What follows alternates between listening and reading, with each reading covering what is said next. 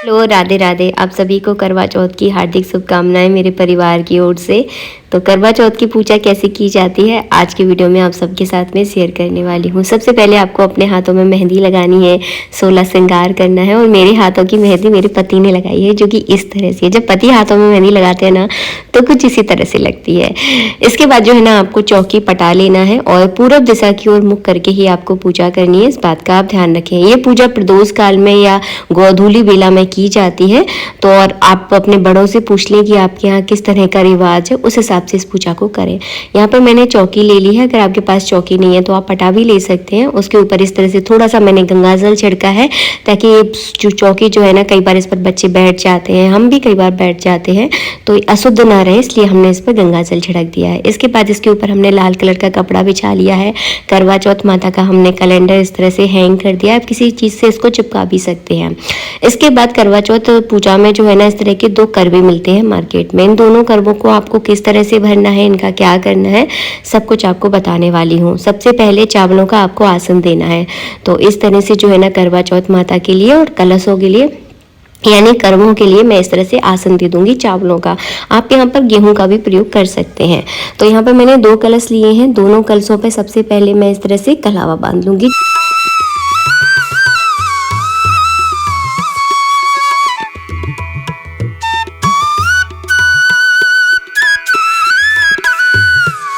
सबसे पहले आप देख लीजिए, मिट्टी वाले करवे को भरना है हमें पूरा कंठ तक जो है ना, इस तरह से जल से भरना है। इसके अंदर हमें एक बतासा डालना है, या आप चाहे तो कोई मिठाई भी डाल सकते हैं, क्योंकि इस कलश से चंद्रमा को अर्घ दिया जाएगा। तो इसमें कुछ मीठा आप ज़रूर डालें, हो सके तो सफ़ेद चीज़ ही डालें, क्योंकि चंद्रमा को सफ़ेद चीज़ों से बहुत प्यार है। इसके बाद मैंने इसमें थोड़े से चावल यानी अक्षर डाल दिए हैं, और इसको कंठ तक पूरा भरकर इसके ऊपर जो हम ढक्कन आता है, सरैया आती है, उससे इसे ढक देंगे। इस सरैया को भी खाली नहीं रखना है। आप इसके ऊपर गेहूं रख सकते हैं, आप चाहे तो कोई मिठाई रख सकते हैं, आप चाहे तो कोई फल रख सकते हैं। तो जो भी आपके पास है वो इसके ऊपर आप ज़रूर रखें, अनिवार्य होता है। तो यहाँ पर मैंने इसके ऊपर एक फल रख लिया है, आप चाहे तो इस पर मिठाई भी रख सकते हैं। इस तरह से ये मिट्टी वाला करवा पूरा हो गया है। अब मैं आपको बताऊंगी मीठे वाले आप करवे का आपको क्या करना है। तो मीठे वाले करवे को दान किया जाता है पूजा के बाद। तो इसमें आप चाहे तो बतासे भर सकते हैं, आप चाहे तो शक्कर भर सकते हैं, आप चाहे तो जो मेवा आती है सूखी वाली, वो मेवा भी इसके अंदर भर सकते हैं। तो आपके पास जो है वो आप इसके अंदर भर दीजिए। आप चाहे तो अगर कोई आपने मिठाई बनाई है तो मिठाई भी इस करवे के अंदर आप भर सकते हैं। इसे मीठा करवा बोलते हैं। तो मैं दोनों हाथों से जो है ना, इस करवे के अंदर जो है ना, बतासे भर दूंगी। इसके बाद का दोनों करवों के ऊपर आप चाहे तो स्वास्तिक बना दें, आप चाहे तो छोटी सी रोली की बिंदी रख दें, और दोनों करवों को दोनों हाथों से उठाकर जो है ना, अपने यथा स्थान पर जो है ना, इस तरह से विराजमान कर दें, जैसे कि मैंने विराजमान किया है।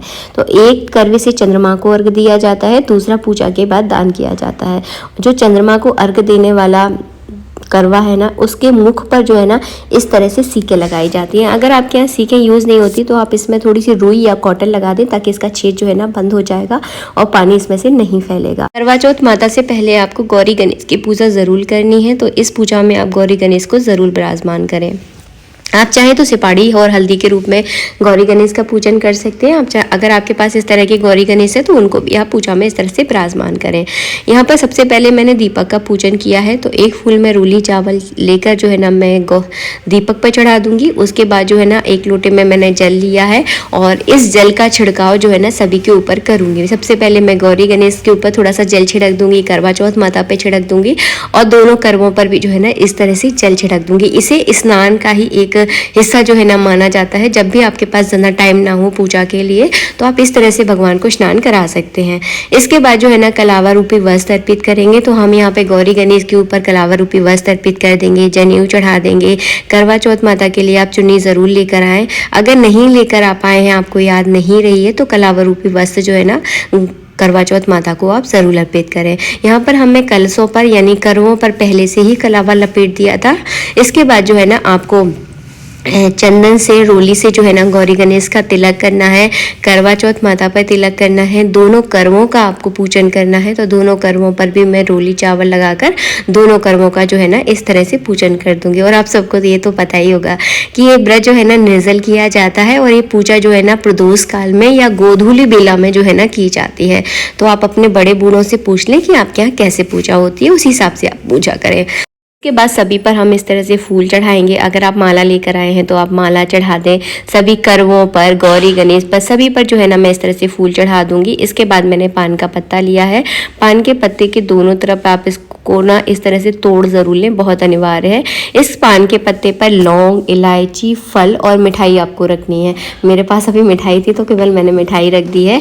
और इसका जो है ना करवा चौथ माता को इस तरह से आपको भोग लगाना है। जब भी किसी माता की पूजा होती है तो उसमें पान ज़रूर चढ़ाया जाता है, तो इस पूजा में आप पान ज़रूर चढ़ाएं। और इस तरह से भोग लगाने के बाद जब पूजा पूरी हो जाए, चंद्रमा को अर्घ दे ले और जब आप कुछ खाने जाते हैं ना, तब दोनों पति पत्नी मिलकर इस माता के भोग को जो है ना आपस में बांटकर इसे ज़रूर खाया जाता है। उसके बाद मैं लगा रही हूँ यहाँ पे इत्र। सुहाग की पूजा है तो ये सारी चीज़ें बहुत ज़रूरी होती हैं, तो मैंने यहाँ पे इत्र लगा दिया है और इत्र पूजा में लगाना बहुत ज़रूरी होता है। इसके बाद मैं बायने का सामान चढ़ा दूंगी, साड़ी, सुहाग का सामान, और इस पर कुछ दक्षिणा ज़रूर रखें, बहुत अनिवार्य होती है। तो जो भी आपने बायने के लिए निकाला है सब कुछ करवा चौथ माता पे चढ़ाकर इन्हें साइड में रख दें। बाद में अपनी सास या ननंद को ये दान दे दें। इसके बाद करवा चौथ माता की कथा पढ़ी जाती है, तो अपने सीधे हाथ में थोड़े से चावल और एक पुष्प लेकर आपको करवा चौथ माता की कथा पढ़नी है। कैलेंडर के जस्ट नीचे पूरी कथा दी हुई होती है, बहुत छोटी कथा होती है, मुश्किल से आपको 5 मिनट इस कथा में लगेंगे। तो कथा आप ज़रूर पढ़ें। और कथा पढ़ने के बाद जो आपके चावल हैं, आप चाहें तो इसे अपने साड़ी के पल्लू में, या अगर आपने सूट पहना है तो सूट के दुपट्टे में इनको बांध लें। और जब आप चंद्रमा को अर्घ देने जाते हैं तो उस अर्घ देने वाले कलश में जो है ना इन चावलों को डाल दिया जाता है। हम थोड़ा सा होम करेंगे, इसे हवन करना भी कहते हैं, होम करना भी कहते हैं। अग्नि में जब आप किसी के नाम का भोग लगाते हैं तो उस तक वो भोग जो है ना जल्दी पहुंच जाता है। यहाँ पर मैं घी से आहुति दे रही हूँ। सबसे पहले गौरी गणेश के नाम की आहुति दूंगी। इसके बाद करवा चौथ माता के नाम की आप 5-7 आहुतियाँ दे दें और उसके बाद जो है ना मीठे का भोग लगा दें। जो भी आपने मीठा बनाया है, खीर बनाई है या कोई बर्फ़ी, लड्डू, जो भी आपने बनाया है, लेकिन मीठे का ही आपको भोग लगाना है। नमक का भोग अग्नि में कभी नहीं लगता है, केवल मीठे का ही भोग लगाएं। और भोग लगाने के बाद इस तरह से घी का आचमन करने के बाद आपको आरती करनी है। तो इस तरह से 7 बार जो है ना हम आरती घुमा दें। अगर आपको करवा चौथ माता की आरती नहीं आती है तो जैसे घड़ी घूमती है सेम उसी तरह से आपको आरती घुमानी है और घंटी बजानी है। उसके बाद आपको जल का अर्घ देना है। अगर वीडियो अच्छा लगा है तो प्लीज़ इसे लाइक कीजिएगा। मिलेंगे आप सबसे नेक्स्ट वीडियो में। चंद्रमा को अर्घ कैसे दिया जाता है इसके विषय में भी बहुत जल्दी मैं वीडियो अपलोड करूँगी। आज के लिए इतना ही, नेक्स्ट वीडियो में मिलूंगी। और हाँ, आप सभी को करवा चौथ की हार्दिक शुभकामनाएं मेरी तरफ से। सभी सुहागनों को राधे राधे।